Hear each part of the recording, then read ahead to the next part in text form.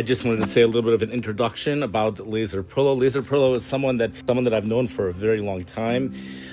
In many areas, maybe even all areas, I believe that there's a lot of humility, and I wanted to explain exactly to what extent this is. You know, a lot of Gedolim, there's plenty of Gedolim here in America, plenty of famous names of Yaakov Kamenetsky or Moshe Feinstein, and we also have the Novominsker of Yaakov Perlo. I believe some people pronounce it Perlo, Zecher Tzadik Levracha. He sadly passed away during COVID. But because I was friends with Lazor Perlo, and I never heard from him about this yichus, and we're going to hear that he has yichus not just on his father's side, but even on his mother's side.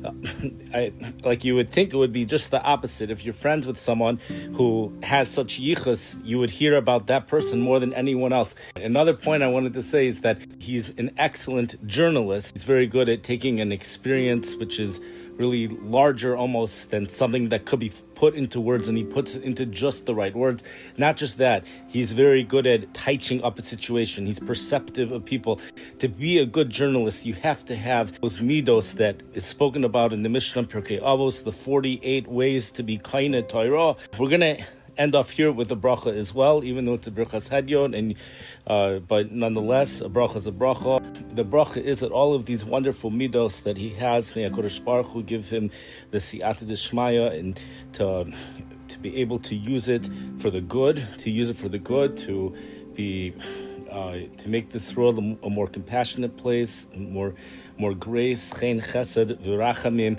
And now we're going to hear from him, so stay tuned.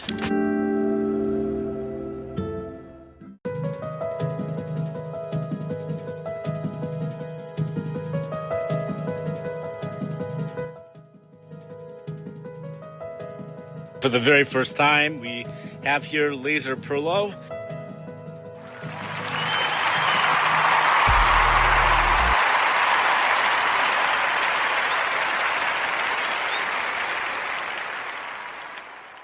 He is a great nephew to the Novominsker. We start off the episode this evening or this afternoon with a focus on the Novominsker. As you see, we are going to move that focus to other people, especially at the end. But for right now, let's keep it on the Novominsker. And this is a very exciting moment because we've never had him on the episode. And I invite everyone to listen, please. My name is Lazor Perlo. My father's younger brother was the late Novominsker Rebbe Zatzal. His two youngest kids are twins. His two oldest sons, rather, I should say, are twins, and they both share the mantle of being the current Novominsker Rebbe's.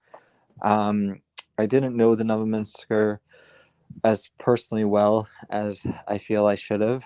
I feel like there definitely were missed opportunities for me to develop closeness to him, which I didn't merit to develop. I would occasionally call him when I had major life decisions lying in front of me, like whether to go to Yeshiva A or Yeshiva B. And if I'm going to Yeshiva A or B, and they have several different chaburas, should I go to a chabura that's focused more on learning Bekias or learning more Be'in? So I held him in incredibly high esteem. And from people that I know that have been students of his, it's clear to me the amazing impact that he had on them. And obviously, with a wider aperture, the impact he had on all the Jewish people, whether directly or indirectly, by virtue of his culminating position of leading the Agudas Yisrael of America, which is, I would say, a shadow of itself since his passing. So that's pretty amazing. Because what I hear you saying is that you wish you had more of a kesher with him. You feel like you didn't really have that much of a kesher with him. But at the same time, you mentioned several times that you called him and you really got hadracha from him. And I'll tell you one other thing is that I remember, and I don't remember where I was, but I remember running into him and he said, "Send regards to Lazor Perlo." Do you remember that happening or not? I do not. That's pretty amazing. Growing up, my father used to always say, "You know the difference between an Aguda rabbi and a young Israel rabbi." My father used to say that you'll never hear in a good rabbi say the word existentialist. You'll never hear it done. But young Israel rabbi, you will always hear it. And sure enough, every time you go to Young Israel in St. Louis, Rabbi Bienenfeld, you'll always hear it. At the, Rabbi Greenblatt, you'll never hear it. But then one time, my father and I, we were at a convention. It was here in Chicago. The Novominsker was there, and he was speaking.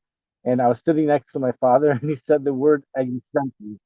And I looked at my father, and like, my father's just been slugged up, basically. Like, so he said to me, he said, no, no, it's because he graduated college. So like so it turned into not an Aguda versus Young Israel. It's now the difference is did he graduate college or did he not or something in between.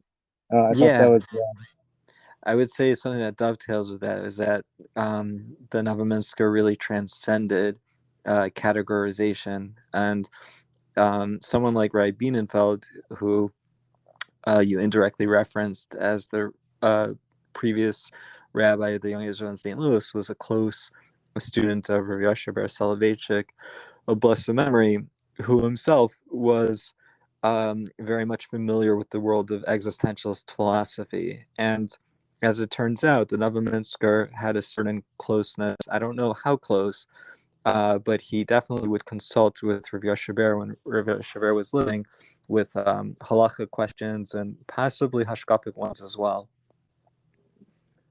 and one of the questions that I wonder is having the Novominsker as a relative to you, has that in some ways maybe made life harder for you?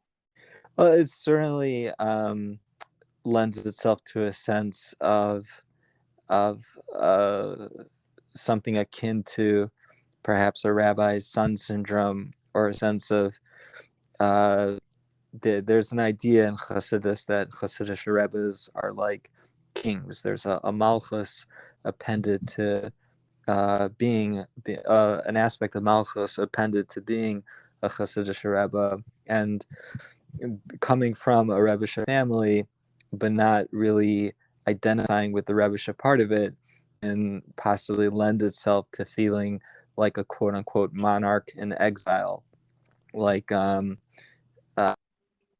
to paint myself as someone that has anything to do with godless or malchus or anything like that, but a shade of perhaps what one may feel, if they are the king of Algeria and then the French colonialists take over and send the king into exile.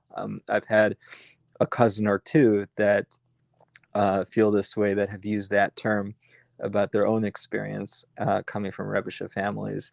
But no, he was, in my interactions with him, which are limited, he was, I would say, on the whole, uplifting.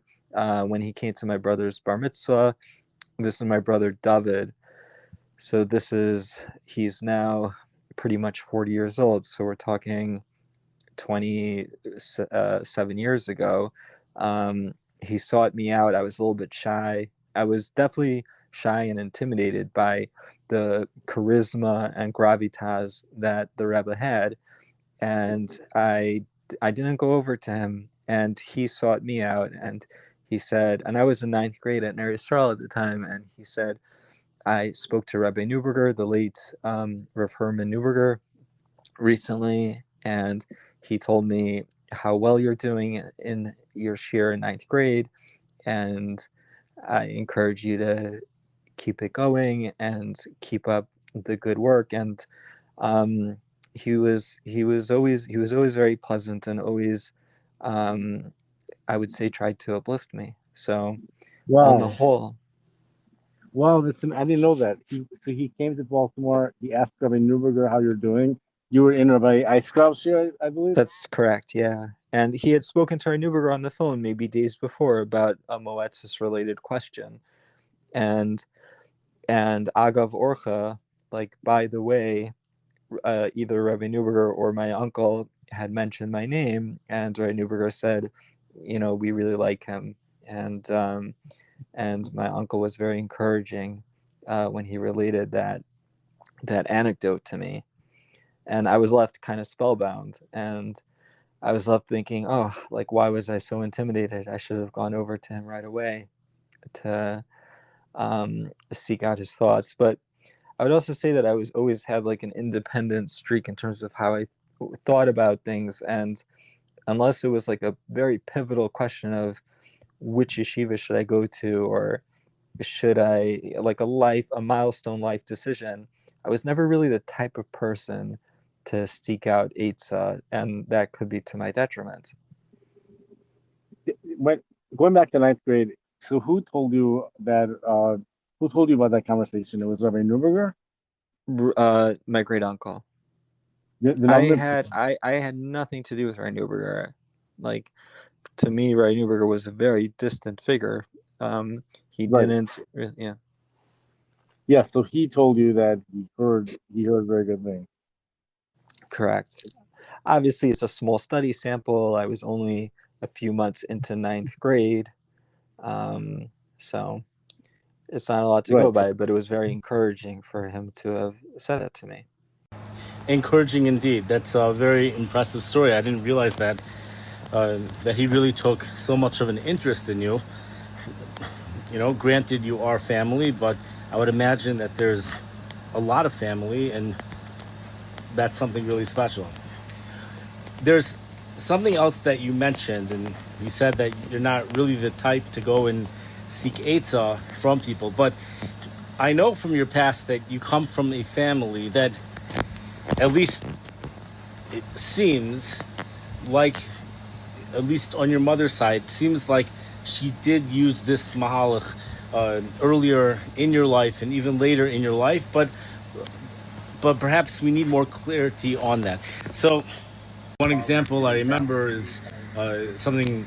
I remember it because it's a little bit intense, is that, a lot of people, we make decisions of what school to go to or what yeshiva to go to. We ask Das Torah, but in your case, it was, even for summer camp, a lot of the students were going to the camp, but your mother was insistent that you can't go there. So really, I wanted to know, is this something where she got Eitzah from someone, or is it something else? No, I would say that this was much more guided by my mother's hashkafas that were deeply rooted within her from her upbringing in a very. The word Haredi did not exist in the 1950s, but my mother's father left the Czech Republic shortly before the war, and built a Torah lifestyle for himself and for a lot of his neighborhood in England, in London, setting up shuls, chadar, and mikvos. Like, he was a pioneer in setting up what we would now call mainstream Haredi society in the Hendon neighborhood, which is adjacent to Golders Green in London. And my mother was imbued with a deep sense and reverence for Yerushalayim, and definitely was decidedly not a member of, let's say, the B'nai Akiva community, which also existed in London. So, you mentioned the B'nai Akiva community, and I come from a family where I hear such wonderful things about the B'nai Akiva community. That it was been Makari many people. Again, just everyone has their own sect in Yiddishkeit, their own mahalach things, and that's just not something which your mother was part of. It sounds like both sides of your family, there's similar yichus, and I was wondering, on your mother's side, is it also Hasidic yichus? Oberland, which is somewhat of a either a mix or reflected a non-involvement when it came to matters of conflict between the community of Misnagdim and Hasidim. The Oberlander Jews of Czechoslovakia, particularly of Pressburg, and particularly the community that the Chassam Sofer instantiated, which my grandfather grew up in before he left for London, was a community of very, very devout Torah Jews that, while they were not Hasidic themselves, they revered Hasidic Rebbes. My grandfather's nighttime, bedtime stories that he would say to my mother were stories of the Barditchever, stories of the Apter Rav. These were people that devout Jews in Pressburg revered, and just a little glimpse into the culture of Pressburg. So everyone in Pressburg before the war would go to yeshiva, which was very different than the Lithuanian style of Judaism, where the elite would go to yeshivas like Volozhin. The Chassam Sofer recognized early on that the best defense against the burgeoning reform movement is to have everyone go to yeshiva, even folks that may not be Gemara all day long for the rest of their lives. Aptitude. And one of the things that really may have forced this was that the government in Czechoslovakia forced all the Jews to go to public school. So the Chassam Sofer said, okay, the kids will go to public school for like 3 to 4 hours a day in the afternoon, but they'll go to sleep early at night and they'll wake up at 4 in the morning and they'll all go to yeshiva. And for a few hours in the middle of the day, they'll have secular education, but then it'll be followed up with a night seder. And Marav will be at 9. They'll wake up at 4 again and repeat the cycle.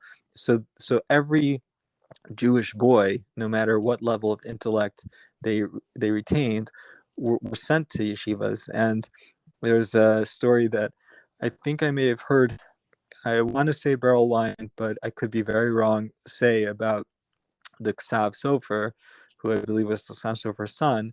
They would wake up at 4 in the morning, they would go to the mikveh, it would be freezing cold, and as they would get out, they would towel off and be given a hot cup of coffee, and it would be this beautiful scene, this landscape behind the mikveh of the rolling hills and mountains of Pressburg. And the Ksav Sofer would often sit and refrain while blowing on his cup of coffee, like, with all of this, who needs Olam Haba? Like, there was such a geschmack for Yiddishkeit in Pressburg that the boys grew up with, that it was a fire that lit them for their entire lives. And my grandfather was a product of that.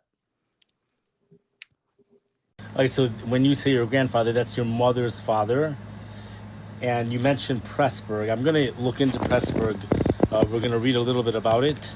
But until we do, let's just go right there. Do you think perhaps the Novominsker would have had a more laid back, more of an accepting approach to Yeshiva Sakayets, the summer camp that's in Skokie Yeshiva, that's even partially run by Skokie Yeshiva, especially considering the fact that the Novominsker was actually a Rebbe in Skokie Yeshiva? It is true that he was a Rebbe there. I don't know that he would have sent his own sons to Yeshiva Sakayets, but he had probably more of an American, so to say, worldview than, say, the maternal side of my family. So another question I was wondering is when you were in 12th grade, so I know there was an enormous amount of pressure for you to go to Passaic Yeshiva. Where was that pressure coming from? Do you think did the Novominsker have a role in that, or was that something that was coming strictly from your mother's side? So it's a synthesis of both. Meaning, when my mother told her father, my grandfather, that she was suggested to a young man who is a grandson of the previous Novominsker Rebbe, my mother's father was delighted, because while he wasn't Hasidish, he, like I said, revered Hasidim and revered Rebbes. And my mother clearly felt that marrying into a Rebbeisha family would supplement and be mamshach, so to say, her own religious aspirations. So going to Passaic was something that was more or less a demand from my mom, but it was definitely capstoned when I asked my uncle, should I go to Passaic or should I go to alternative yeshiva? And he advised me to go to Passaic. Another question, like going back to the existentialist word, where we associated it with college, and I was wondering, so the Novominsker went to college, but it seems like the hadracha that he was giving you was to go off to really yeshivas. So do you think maybe he himself had chorata that he went to college? Maybe he wished he didn't go to college? I don't think he regretted going to college, but I do think that he felt that the current generation of boys, in order to generate an army of B'nai Torah, college at best should be reserved till after marriage, after several years of learning during one's marriage. All the Rebbeim that you've had, all the people that you've met, which Rebbe do you find is most inspiring? Which Rebbe is most inspiring to you? I believe it would be really David Rosenbaum, my 12th grade Rebbe. He was he was by and large a very non-judgmental, kind, humble genius, who was I may have already used the adjective gentle, but that really, I think, is a defining characteristic of him. And when I read biographies of Rav Chaim Brisker and read about his gentleness and humility coupled with his absolute genius in developing an entire new framework for learning Gemara in depth, I think that that Rav Dover Rosenbaum is cut from that type of cloth. And it's no surprise to me that his son Meir is now the 11th grade Rebbe in Philadelphia Yeshiva. Like he grew up in such a home that could easily produce such an outcome. Did you appreciate the Pilpul Shir that Rav David Rosenbaum gave? I did. A lot of people said that it's out there. It's making all sorts of exegetical comparisons that aren't necessarily provable, but that was not his motivation. His motivation was to excite boys to feel the sweetness of learning, and he conveyed and that's where, in his opinion, and I would. It looks like we got cut off. Thank you very much for. It's always very special when people dedicate time to on this podcast, and hopefully we'll be able to continue. Thank you very much.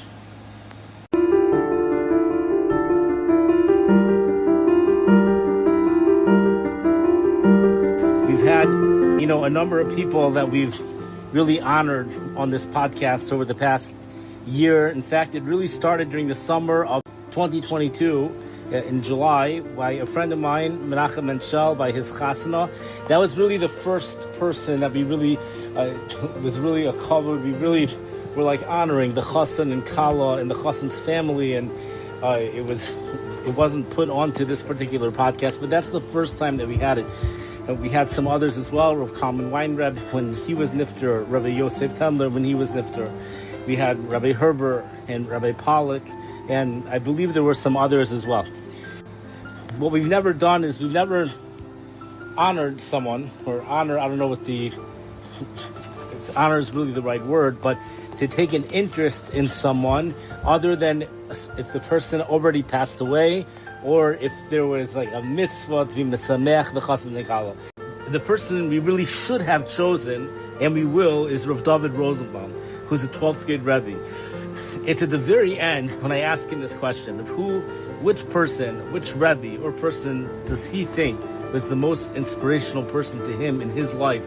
And when he answers Rav David Rosenbaum, at that time it becomes apparent that even though everything he said about the Nava Minsker has tremendous value to it, and there's a lot of mamashas here, but I think there really has to be a follow-up where we ask him also more about Rav David Rosenbaum.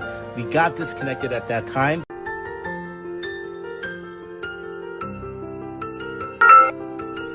I also think in the next episode, I'm just going to say a little bit more about him, not just my relationship, but really about him, the good traits, all of the wonderful midos that he has. Right now, I don't have a good microphone, so actually I can try to do it right now, but I don't know if people are going to hear me. There's just a lot of talent. There's a lot of talent when it comes to words, to be able to touch things up very well, to be able to take things which are almost experiences that are bigger than ourselves, and to be able to find just the right words to put it into. It's a true talent. I know at one point, I believe he was writing for a journal. This might have been such a long time ago. This might sound like Chinese to some people, but I really think it's in that area where There's tremendous talent, along with many other areas in humor as well, and it extends much further than that. If you've already listened to it, thank you very much, and I wish you a wonderful Shabbos. And if this happens to be in the beginning, please enjoy. Take care.